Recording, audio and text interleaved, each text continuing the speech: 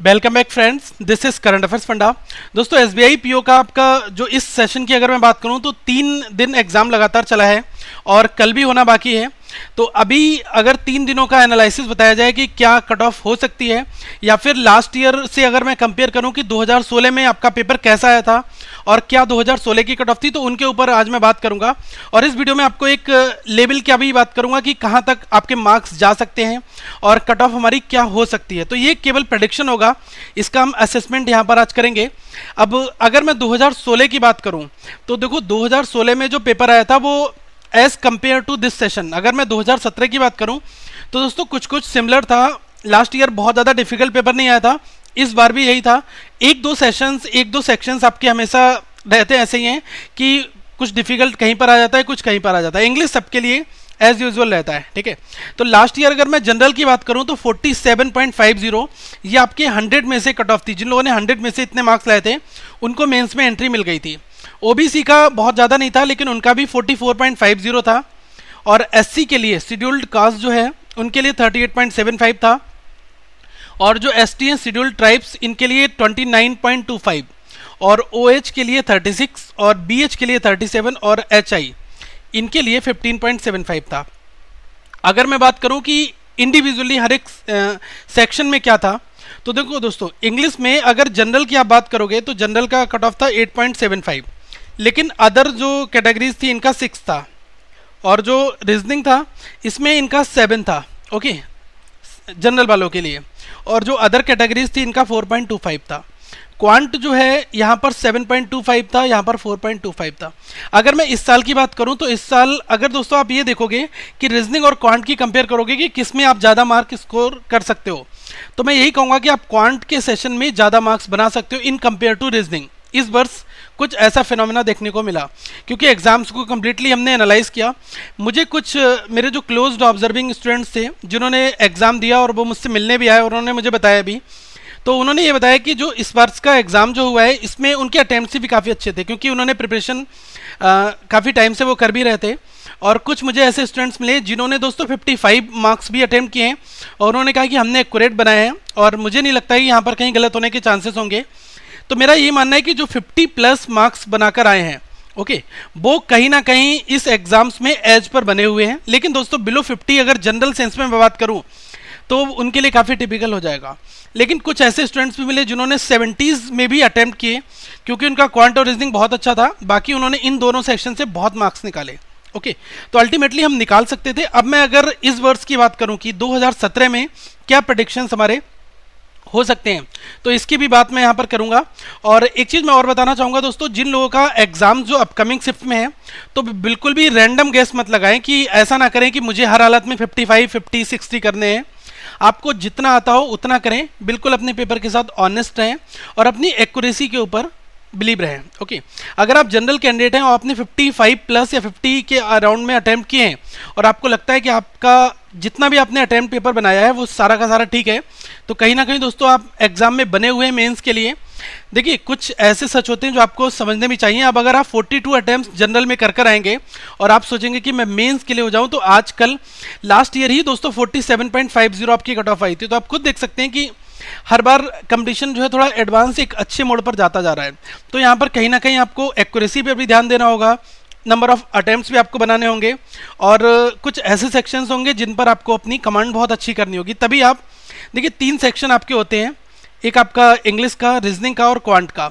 तो आपको आजकल ऐसा नहीं कि आप कोई एक सेशन अच्छा कर लें और बाकी 2 में आप सो गुड कर लें, ऐसा नहीं चलेगा।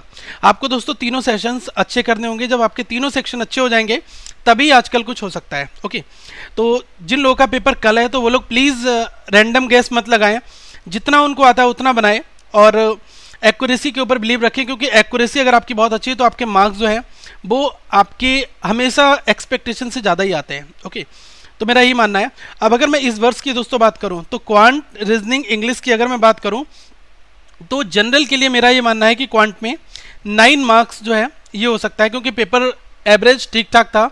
अगर मैं कंपेयर करूं क्योंकि इसमें स्कोरिंग तो काफ़ी था लेकिन कट ऑफ क्या होता है कि ये मिनिमम मार्क्स जो है आपको इंडिविजुअली सिक्योर करने हैं और अगर मैं रीजनिंग की बात करूं तो रीजनिंग में मैं 8 मार्क्स की प्रेडिक्शन करूंगा और इंग्लिश में भी नियर अबाउट 8 मार्क्स, ठीक है। और अदर्स की अगर बात करें तो इसमें बहुत ज़्यादा मार्जिन नहीं रहता है, 7 मार्क्स जो है क्वांट के लिए हम कह सकते हैं और रीजनिंग के लिए हम कह सकते हैं 6.25 और सेम जो है इंग्लिश के लिए भी हम ये कह सकते हैं। अगर मैं ओवरऑल की बात करूं तो मेरा यही मानना है कि 100 में से जनरल के लिए 52 के नियर अबाउट में दोस्तों यहाँ पर लगभग +3 और -3 हो सकता है आपका। आप ये अगर 55 तक चली जाए तो कोई बड़ी बात नहीं है, और अगर यहाँ पर -2 भी हो जाए या फिर -3 भी हो जाए तब भी कोई बड़ी बात नहीं होगी, ठीक है। तो मेरा ये मानना है कि कहीं ना कहीं +3 या -3 ऐसा हो सकता है सारे स्कोर्स में, लेकिन एक 52.50 ये एक जेनरिक स्कोर हो सकता है जनरल कैटेगरी के लिए। ओबीसी की बात की जाए तो 48.50 मेरा ऐसा मानना है कि कहीं ना कहीं यहाँ पर कट ऑफ स्टैंड करेगी, और एससी के लिए 42 मार्क्स ऐसा मेरा कहना है, और एसटी के लिए 34 या 35 हम कह सकते हैं, और बाकी अदर कैटेगरीज के लिए BOH 38, BH 38 और HI 17। तो मेरा ऐसा मानना है, लेकिन ये एक प्रेडिक्शन है और आप इससे सहमत हो सकते हैं, नहीं भी हो सकते हैं, लेकिन जब तक आपका मेन रिजल्ट नहीं आ जाता तब तक आप कुछ ये प्रेडिक्शंस हैं केवल कुछ हम ये सोच सकते हैं कि हमारी तैयारी कैसी हुई थी, क्योंकि जनरलाइज वे में अगर बात कराएं तो बहुत सारे लोगों ने एग्ज़ाम दिया है और लोगों ने अपने अपने व्यूज़ दिए हैं मुझे। उन्होंने कहा कि सर पेपर में ये वाला सेक्शन मुझे टफ लगा, तो जो चीज़ आपको ऑनेस्टली टफ लगती है तो क्या होता है कि वो आप जैसे जो एस्पायरेंट्स होते हैं उनके लिए भी वही रखता है। ऐसा नहीं है कि अगर आप क्वांट को बनाकर आए हैं तो आप सोचते हैं कि ये बहुत आसान आया था, तो दोस्तों वो सबके लिए ही आसान आया था, ओके। तो इस वजह से कट ऑफ लैग कर जाती है, कभी इंक्रीज हो जाती है, कभी उसमें फ्लक्चुएशंस देखने को मिल जाते हैं। तो मेरा ऐसा मानना है कि कुछ कुछ यहाँ पर हमारा डेटा एग्जिस्ट कर सकता है, और बाकी जो फाइनल डे एग्जाम्स होगा उसकी हम यहाँ पर बात करेंगे। बाकी मेरा ये मानना है कि अगर आप कहीं ना कहीं 50+ अगर बनाकर आ रहे हैं, जनरल कैंडिडेट हैं, तो आप एज पर हैं और एग्जाम्स में बने हुए हैं, तो आप मेरा यही मानना है कि आप मेंस की तैयारी करते रहें। और भी बहुत सारे एग्जाम्स आपके पाइपलाइन में हैं दोस्तों, जैसे कि आप NICL की बात करें, कुछ लोगों का NICL क्वालिफाई भी हुआ है तो उन्होंने ईमेल भी किया था और उन्होंने फेसबुक पेज पर भी कांटेक्ट लगातार किया। दोस्तों कुछ लोगों ने कहा कि फेसबुक को ज्वाइन कैसे करें, तो आप current affairs funda okay Facebook पर जब सर्च करेंगे तो ग्रुप्स आ जाएगा, आपको टॉप एक ग्रुप आएगा जिसमें 50,000+ जो है सब्सक्राइबर्स हैं हमारे वहाँ पर, तो उस ग्रुप को ज्वाइन कर लें। उसमें आप अपने क्वेश्चंस पोस्ट करें और काफ़ी नए नए क्वेश्चंस उसमें आते हैं, सॉल्व करें। इससे क्या है कि एक आपको कॉन्फिडेंस मिलेगा, आप नए क्वेश्चंस बनाएंगे, आप अपने डाउट्स क्यूरीज पूछेंगे, क्योंकि यूट्यूब चैनल पर अगर आप क्यूरी पूछते हैं क्वेश्चन की तो क्या होता है कि वहाँ पर उसका सोल्यूशन पोस्ट करना बहुत टिपिकल रहता है, लेकिन क्या है कि वहाँ पर उस फोरम पे बहुत सारे लोग एक्टिव रहते हैं और वहाँ पर क्वेश्चंस कर सकते हैं। यहाँ पर आप अपनी जनरल क्यूरीज कर सकते हैं, जिसका डाउट्स जो भी हों तो उनको हम आगे डिस्कस कर लेते हैं, ओके। तो मेरा ये मानना है कि आप सर्च करके वहाँ पर ये ज्वाइन कर लें, और जो आपके अपकमिंग एग्जाम्स हैं जैसे देना बैंक का है या फिर बैंक ऑफ बड़ौदा है तो उनकी तैयारी करें। बहुत सारे लोगों ने हमसे कहा कि जनरल अवेयरनेस तैयार नहीं हो रहा है, जनरल अवेयरनेस के लिए क्या किया जाए। दोस्तों इसके ऊपर मैं आपको एक सेपरेट कंटेंट देना चाहूँगा कि जनरल अवेयरनेस हमें क्या क्या पढ़ना है, और केवल हम उन चीज़ों को पढ़कर ही एक बहुत डिसेंट स्कोर बना सकते हैं। तो इसके लिए मैं कुछ टॉपिक को सेलेक्ट करूँगा और वो टॉपिक आपके पास बहुत ही जल्दी आएंगे। तो क्या है कि अगर आपके और भी कोई डाउट बनते हैं तो आप कमेंट बॉक्स में ज़रूर पूछें और अपने ऊपर विश्वास रखें कि आपका सिलेक्शन ज़रूर होगा। बस अपनी तैयारी में कोई कमी मत रखें और अपना असेसमेंट टाइम टू टाइम पर करते रहें, ओके। और मैं बहुत ही जल्दी आपके लिए एक टाइम टेबल लेकर आने वाला हूं जिसमें मैं आपको पूरे दिन का रूटीन बताऊंगा कि आप किस तरह से मैनेज कर सकते हैं, क्या क्या आप ट्रैक कर सकते हैं, वो सारी चीज़ें मैं होप सो इस मंडे को डिस्कशन दोस्तों उसके ऊपर करूंगा, ओके। तो आज के बाद में ये 3 दिन के बाद में मैं इस वीडियो को अपलोड करूंगा और कुछ और भी आपको पॉइंट्स वहाँ पर बताऊंगा कि आप किस तरीके से अपने मार्क्स को बूस्ट कर सकते हैं। देखिए अगर हमारी स्ट्रेटजी बहुत अच्छी होती है तो कहीं ना कहीं हमें फ़ायदा वहाँ पर उस चीज़ का मिल जाता है, लेकिन हम हार्डवर्क करते रहते हैं और स्ट्रेटजी में लैग कर जाते हैं तो वहाँ पर मार्क्स का फ्लक्चुएशंस हो जाता है। दोस्तों हर एक चीज़ को आपको बैलेंस करके चलना है। कॉम्पिटिटिव एग्जाम्स की जर्नी एक ऐसी जर्नी है कि इसमें अगर आप स्ट्रेस को अपने साथ रखोगे 24 आवर्स कि यार बुक्स को करना है, ये ख़त्म करनी है, वो बुक्स बनानी है और नंबर नहीं आ रहे हैं, तो इन चीज़ों में क्या है कि आप स्ट्रेस में रहोगे। आप क्या करें, मॉड्यूल बाय मॉड्यूल चीज़ों को एग्जीक्यूट करें।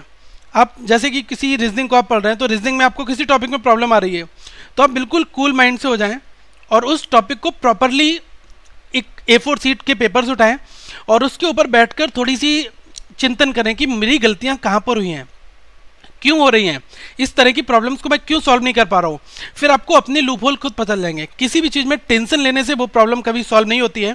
आप क्या करें, जब उसके ऊपर वर्क करेंगे तो वो अपने आप बहुत ही छोटी आपको लगने लगेगी। इसलिए मैं कहता हूँ कि वो लोग जो सेल्फ स्टडी में बिलीव करते हैं, देखिए कोचिंग क्लासेस का एक अलग फंडा है। आप ये सोचें कि आप पर डे 3 आवर्स क्लासेस कर रहे हैं और ये एनफ है आपके लिए, बिल्कुल नहीं।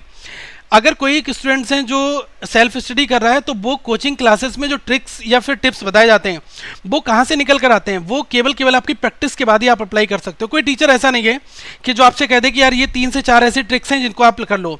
अरे आप अपनी खुद की प्रैक्टिस करोगे, जब तक आपको क्वेश्चंस का नेचर नहीं पता चलेगा तब तक वो ट्रिक्स बेकार हैं, किसी भी काम की नहीं है। ट्रिक्स को रट के हम क्वेश्चन सॉल्व नहीं कर सकते, वेराइटीज ऑफ क्वेश्चन सॉल्व करके हम अपनी ट्रिक्स बता सकते हैं। तो मैं भी यही कहता हूँ कि ट्रिक्स को लगाने से पहले आप बेस मेथड भी अप्लाई करो ताकि आपको नेचर तो पता चल जाए। अगर एग्जाम में क्वेश्चन में कुछ चेंजेस हो जाते हैं तो आप वहां पर ये तो सोच लें कि ये चेंजेस हुए हैं तो हम अपनी ट्रिक्स में भी तो चेंजेस कर लें। ऐसा नहीं है कि ट्रिक्स हमारी यूनिवर्सल्स होती हैं। ट्रिक्स कहाँ से आती हैं, ट्रिक्स में जब अगर आपने फ्लो चार्ट या डीएफडी का सिस्टम पढ़ा होगा, डेटा फ्लो डायग्राम या फिर एल्गोरिथम्स आप बनाते होंगे, ठीक है। तो एल्गो क्या होती है, स्टेप बाय स्टेप सोल्यूशन होता है किसी भी प्रॉब्लम का। तो आप स्टेप 1 लिखते हैं, फिर स्टेप 2 लिखते हैं। जैसे अगर मुझे 2 नंबर का एडिशन करना है a+b, तो आप पहले में क्या करेंगे, इनपुट लेंगे, वेरिएबल्स आपने ए और बी लिए, फिर आपने सी में इनको स्टोर करा दिया, ओके, तीसरे वेरिएबल में इन दोनों का समेशन, फिर क्या करा आपने इसको प्रिंट करा दिया। कुछ इस तरह से जो लोग प्रोग्रामिंग स्टूडेंट्स होंगे उनको आइडिया होगा। तो क्या है कि स्टेप बाय स्टेप सोल्यूशन एक प्रॉब्लम का होता है। कुछ लोग क्या कहेंगे, डायरेक्टली शॉर्ट ट्रिक लेना है तो वो कह देंगे c = a+b, मतलब मैंने c वेरिएबल भी ले लिया, a b भी ले लिया, इसमें मैंने वैल्यू असाइन करके इसमें असाइन करा के c को प्रिंट करा दिया। तो ये फंडा है, ये ट्रिक यहीं पर बन जाती है। ट्रिक का मतलब होता है कि अपने स्टेप्स को रिड्यूस कर देना, और ट्रिक कुछ नहीं होती है। ट्रिक आपकी तब आएगी जब आप बेसिक्स करोगे, आप बहुत सारे क्वेश्चन सॉल्व करोगे तो मेंटल कैलकुलेशंस होती लगेगी, यही आपकी ट्रिक्स बन जाती है। तो मैं आपसे इसलिए बार बार आपके पास इस तरह के सेशंस लाता रहता हूँ। आपको मैं चाहता हूँ कि आपके अंदर एक ऐसा एंथुजियाज्म रहे कि आप कभी भी निगेटिव फील ना करें अपने आप को। कोई भी चीज़ टफ नहीं है, अगर आप उस टॉपिक के ऊपर थोड़ा सा टाइम दें, थोड़ा सा रिसर्च करें, वर्क करें, तो देखो दोस्तों वो टॉपिक आपके लिए बहुत आसान बन जाएगा। बहुत सारे स्टूडेंट्स को क्वांट नहीं आती थी, इवन वो बीए स्टूडेंट्स से जिन्होंने बैचलर ऑफ आर्ट्स किया था, कभी उन्होंने मैथ्स नहीं पढ़ी, लेकिन उन्होंने थोड़ा सा टाइम दिया, वीडियोस को देखा और फिर उन्होंने बुक के क्वेश्चन बनाए। तो ऑनेस्टली उन्होंने कमेंट किया कि सर हम आर्ट्स के स्टूडेंट थे, हमें मैथ्स बहुत टिपिकल लगता था, लेकिन हमने वीडियोस देखी, हमसे क्वेश्चन बनने लगे। तो क्या है, उन्होंने कहीं ना कहीं पर वर्क किया। तो मेरा भी यही मानना है कि आप अपने अंदर विश्वास रखें कि आप ये कर सकते हैं। अगर आप नहीं कर सकते यार तो आप इस फोरम पर आए क्यों हो, आपने एग्जाम्स की जर्नी स्टार्ट क्यों की। मुझे पता है कि ये पेनफुल होता है जब फेलियर्स आता है, लेकिन इस फेलियर्स को रिड्यूस करने का मतलब यही है कि आप अपना असेसमेंट करें, टाइम टू टाइम अपने आप को एनालाइज करें, अपने टेस्ट से एक्सेप्टेंस लें कि हाँ गलती हुई है, हाँ इस चीज़ में इंप्रूव करने की ज़रूरत है, हाँ मैं जब मुझे प्रैक्टिस टेस्ट सॉल्व देने थे तब मैं घूमने चला गया या फिर मैंने इसको प्रॉपर टाइम नहीं दिया। अगर आप इसमें टाइम दोगे तो आपको कहीं ना कहीं पर आपकी गलतियाँ पता चलेंगी और आप एक अच्छा स्कोर कर पाओगे। ओके, तो दोस्तों इस तरह से सेशंस में और भी लाता रहूँगा और आप अपने अंदर विश्वास रखें कि आप एग्ज़ाम को क्वालिफाई कर सकते हैं, और इसी तरह से मैं आपका मार्गदर्शन करता रहूँगा। और अगली वीडियो में मैं आपसे मिलूँगा दोस्तों। लोगों पर क्लिक करके आप चैनल को सब्सक्राइब कर लें ताकि हर एक वीडियो का नया अपडेट आप तक आता रहे, और भी बहुत सारे सेशंस आपसे होते रहेंगे। तो वीडियो को लाइक करें और इस चैनल को अपने दोस्तों तक शेयर भी करें। Thank you friends, have a good day.